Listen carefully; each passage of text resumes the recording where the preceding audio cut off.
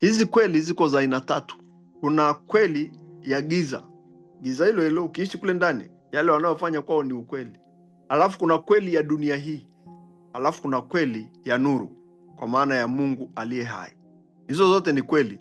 Imeandikwa hivi, imani huja kwa kusikia, na kusikia huja kwa neno la Kristo. Sasa hiyo ndio hii ya kwetu sasa.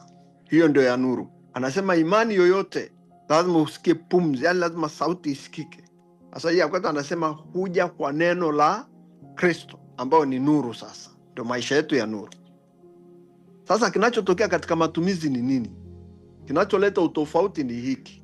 Tukichukua ile kweli ya nuru sasa, tukaipeleka kwenye yale maisha tuliyokuwa tunaishi ya giza, ile kweli ya giza inabadilika, inakuwa uongo.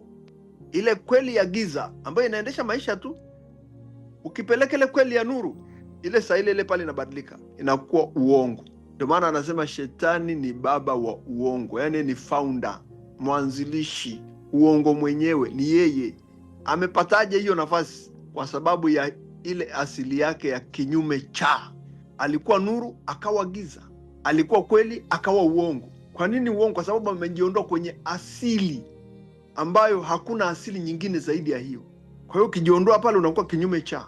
Kwa hiyo ukichukua ile kweli ya nuru ukaipeleka kwenye kweli ya giza, ile kweli ya giza inabadilika na kuwa uongo.